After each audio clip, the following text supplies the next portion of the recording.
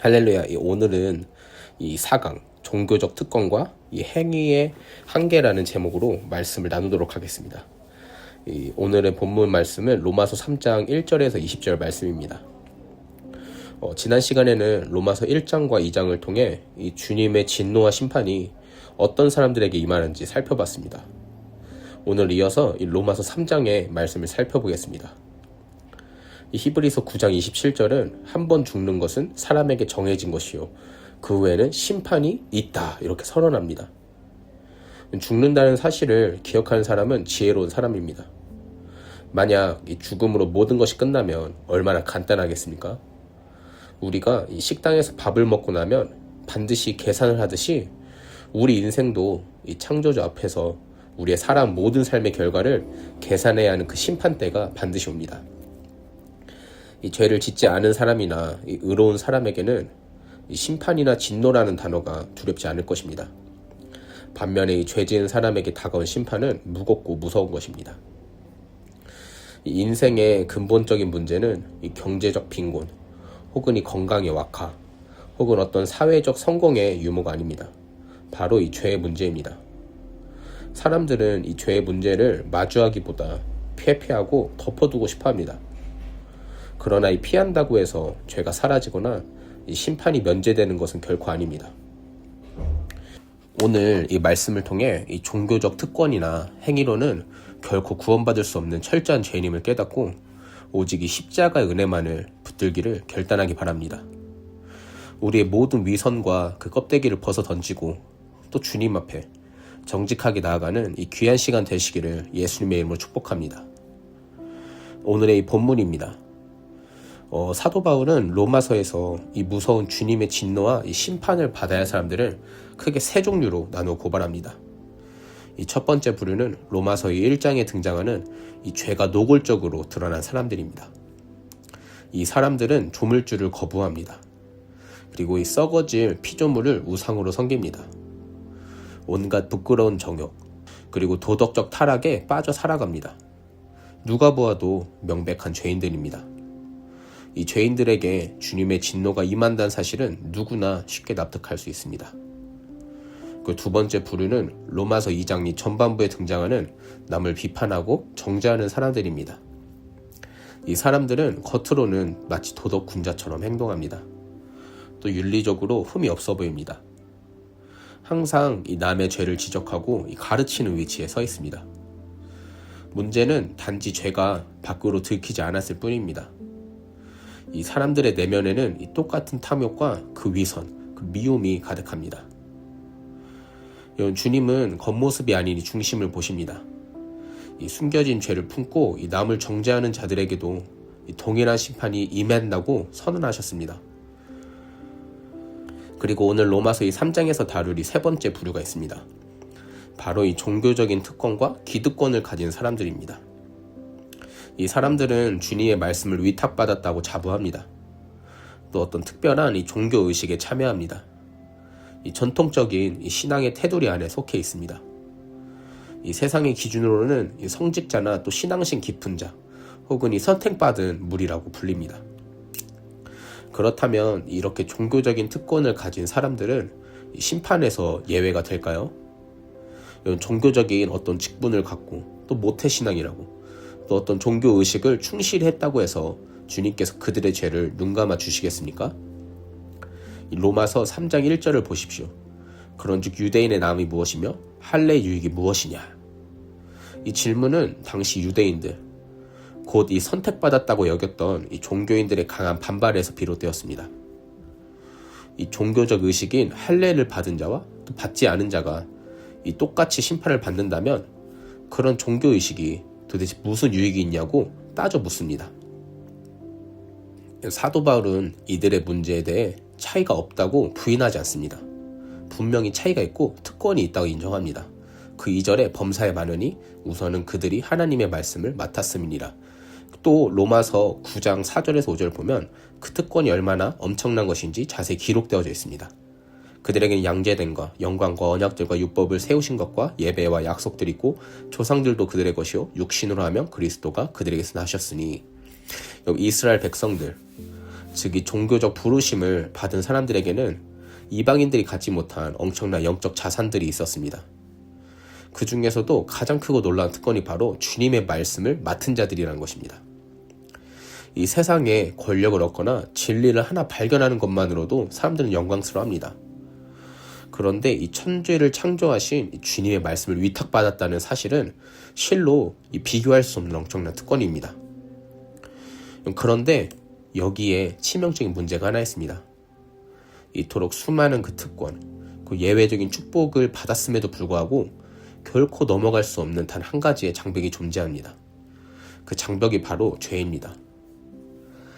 아무리 위대한 종교적 전통을 가졌어도, 아무리 훌륭한 조상을 두었어도, 아무리 거룩한 말씀을 맡았어도 소용없습니다.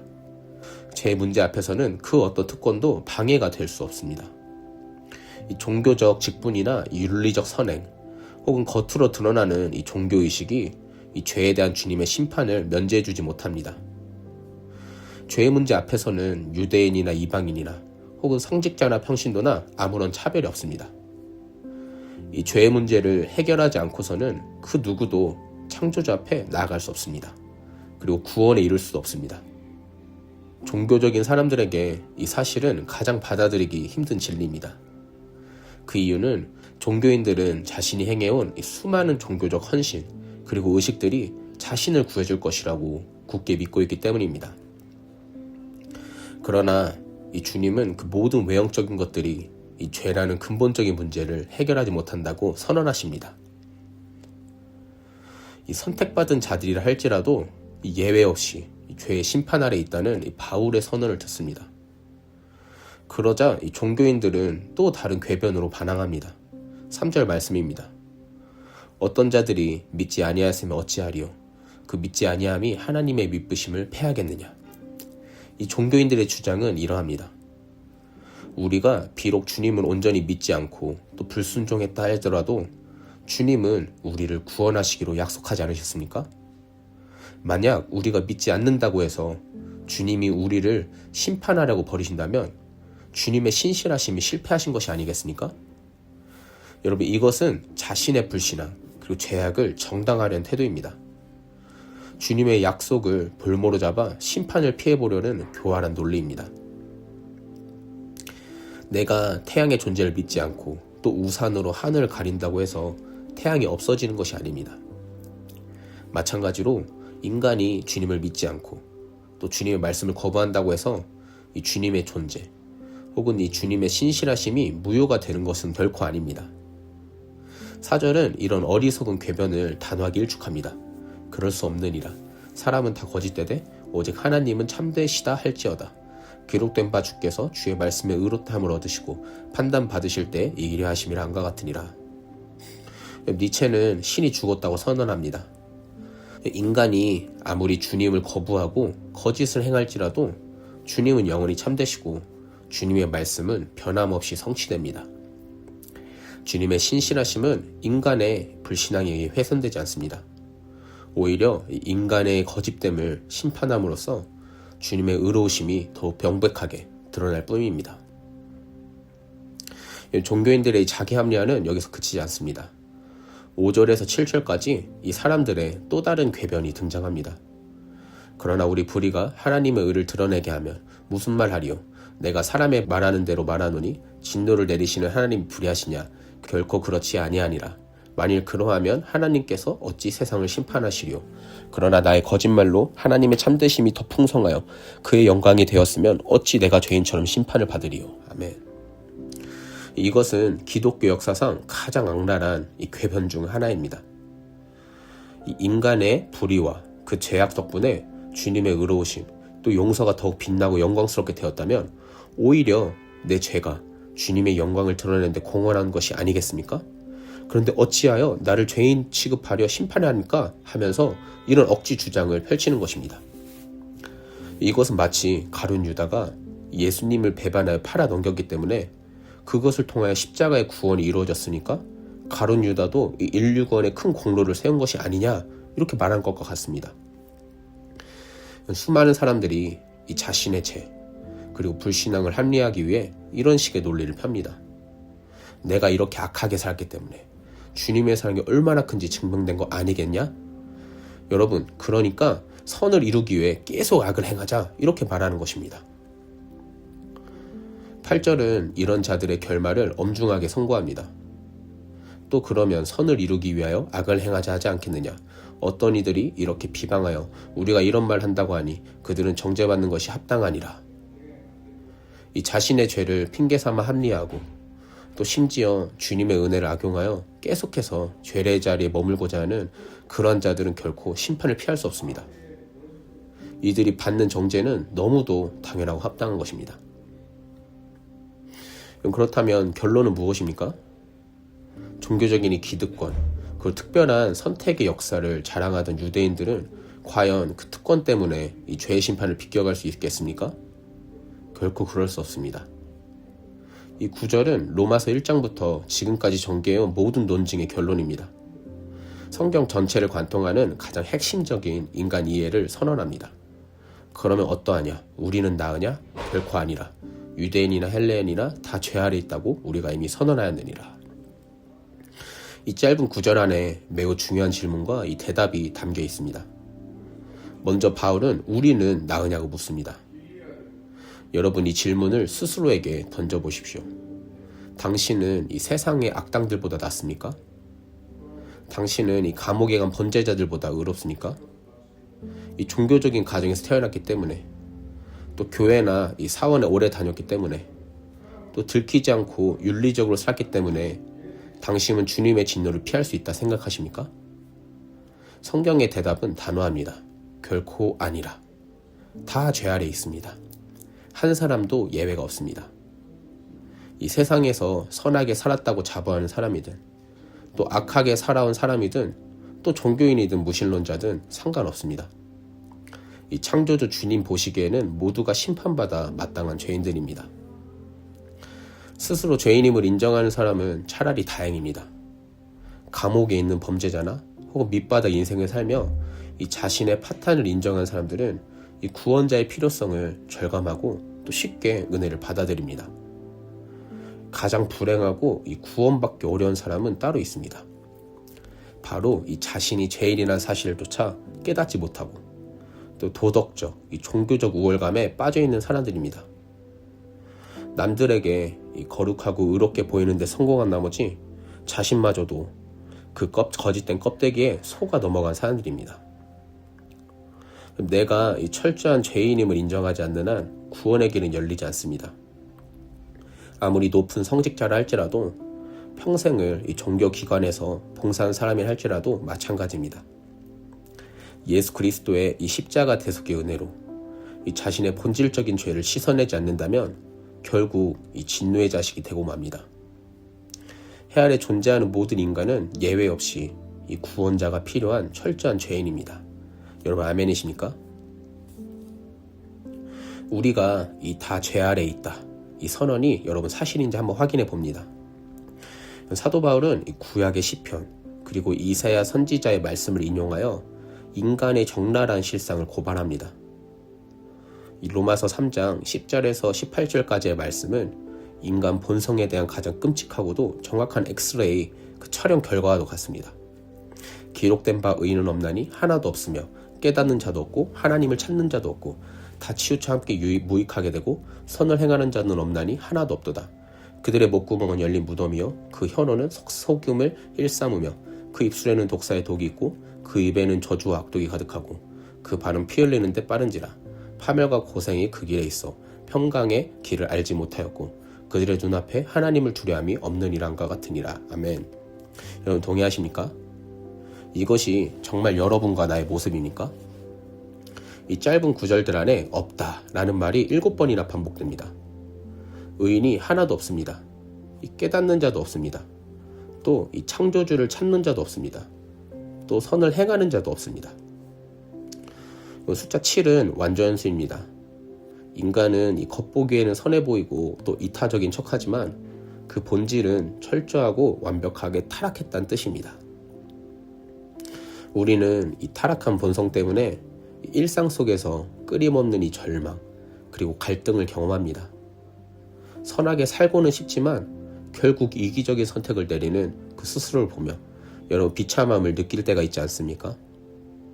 여러분 내가 조금이라도 이 선한 구석이 있다고 착각하지 마십시오. 이 구제하고 또 봉사하고 또 이 종교단체에 기부한다고 해서 속이 깨끗해지는 것이 아닙니다. 칼빈은 인간의 마음은 악의 제조 공장이라고 표현합니다. 이와 같이 스스로를 끊임없이 기만하는 거짓말쟁이가 바로 인간입니다. 이 13절과 14절은 인간의 입술이 지은 죄를 고발합니다. 목구멍은 열린 무덤이요. 이 시체가 썩어가는 악취나는 무덤처럼 인간의 속에서는 끊임없이 더럽고 이 부패한 말들이 쏟아져 나옵니다. 혀로는 속임을 일삼으며 우리는 얼마나 자주 미소를 지으며 또 달콤한 말로 남을 기만합니까? 입술에는 독사의 독이 있고 입에는 저주와 악독이 가득하고 우리의 말 한마디가 이 타인의 영혼을 베고 또 치명적인 상처를 입히는 이 독사 같습니다. 15절과 17절은 행위의 죄를 지적합니다. 그 발은 피 흘리는데 빠른지라. 인간은 자신의 이익을 위해서라면 타인을 짓밟고 또 파멸로 몰아넣는 일에 놀랄 정도로 신속합니다. 그 사람들이 걸어가는 길에는 파멸 그리고 고생만 남을 뿐입니다. 진정한 평강은 존재하지 않습니다. 그리고 18절은 이 모든 참혹한 죄의 원천을 밝힙니다. 그들의 눈앞에 하나님을 두려워함이 없느니라. 이 창조주를 두려워하지 않는 오만함, 또 이 주님을 안중에도 두지 않는 불경건이 이 모든 타락의 근본 원인입니다.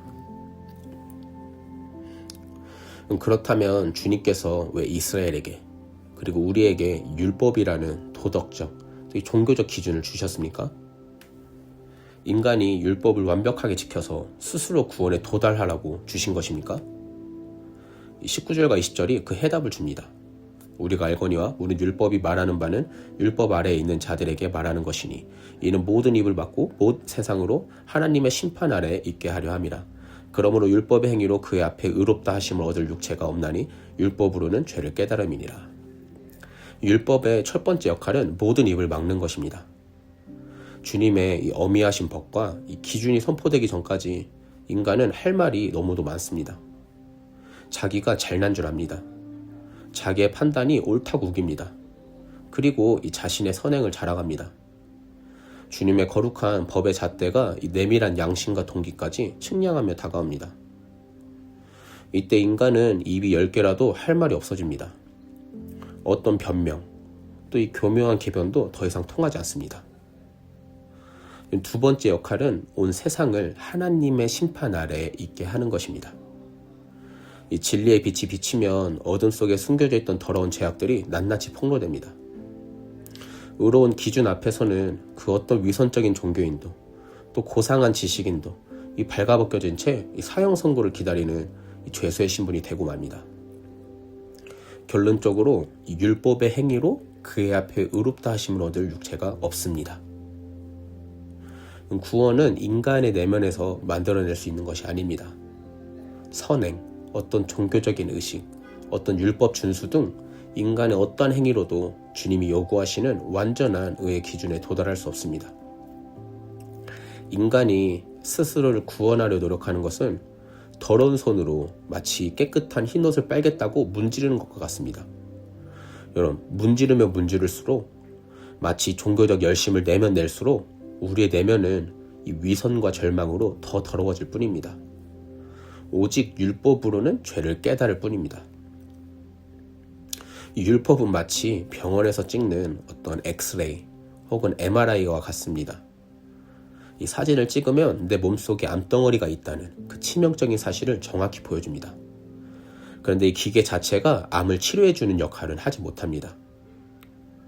이와 같이 율법은 우리의 영혼이 사형 선고를 받은 끔찍한 병에 걸렸음을 고발합니다.